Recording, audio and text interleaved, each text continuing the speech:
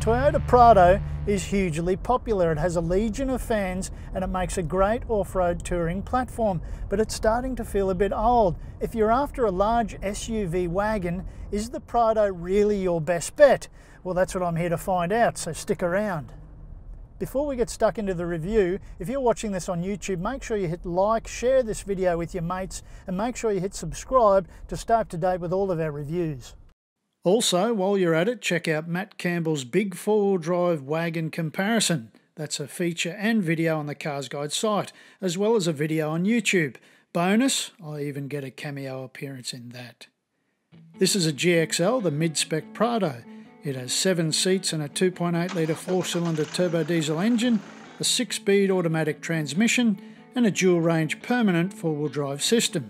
Standard GXL features include smart key and entry, active cruise control, LED daytime running lights, 3-zone climate control, and rear parking sensors.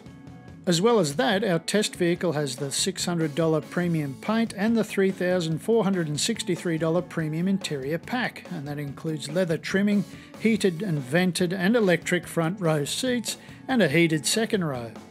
Our test vehicle also has the no-cost flat tailgate pack option, which moves the full-size spare from the back door to the Prado's underbody.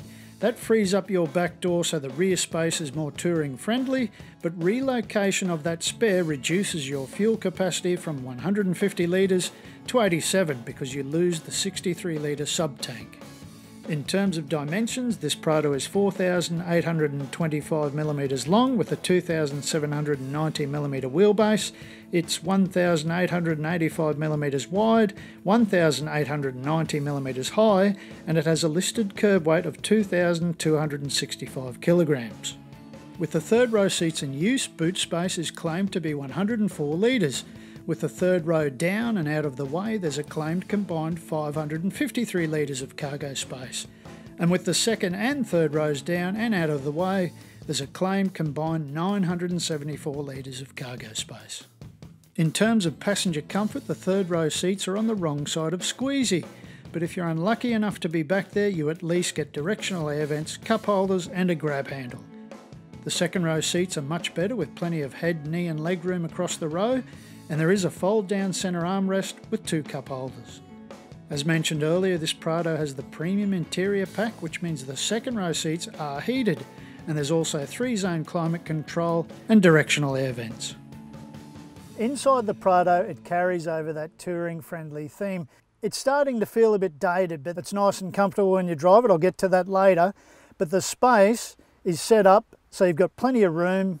As a driver, I can get my seating position spot on and be ready for a long road trip. Plenty of storage space, I like that. And button placement is really good in here. The dials and the knobs are easy to locate and operate, and that's really handy when you're off-road. Enough of the sitting around and chin-wagging, I reckon it's time to go for a drive. Steering is light and precise, I reckon, and that's a real nice surprise in the Prado for such a large SUV wagon. The engine and auto, while solid and dependable, are not the liveliest combination around, and there is some lag under throttle. One of my niggles with this Prado though is that it still exhibits the body roll that they always have. It's not as pronounced, sure, it's a bit more tighter, a bit more controlled, but it is still there. Overall, the Prado is a pretty refined drive. It's never rough, but it's never as gutsy as it should be. Yeah, that's all well and good, but what's it like when you hit the dirty stuff, I hear you say? Well, I'm glad you asked. For those of you who love cold hard numbers, and I know there are plenty of you out there, the Prado's off-road measures are all generally sound when the wagon is in action, although its departure angle is a bit shallow compared to some of its big four-wheel drive rivals.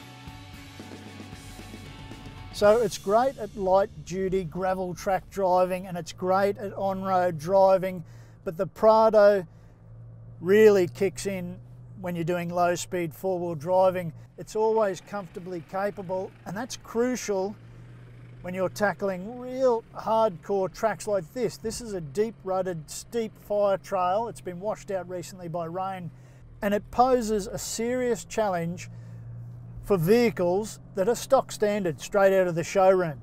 And the Prado just gobbles it up with consummate ease. And the Prado never feels like a cumbersome vehicle. It really does feel easy to steer around in the bush. And its suspension that you always assume is so road focused is also really adaptable at low speeds on the real lumpy, bumpy stuff. And the Prado's engine and auto that are really so well suited on-road, again, really work well off-road. It's always pretty level-headed in its approach to everything, and that makes for a comfortable driving experience no matter how hardcore things get. Hill descent control is a real difficult thing to get right, and I think car manufacturers struggle with it. Sometimes they're too bitey, too aggressive. Sometimes they're too free and easy, and they don't engage fast enough or aggressively enough. But in the Prado, it's very effective. You always feel in control. It's never running away. You can hear it grinding away there, but it's grinding away because it's doing its job.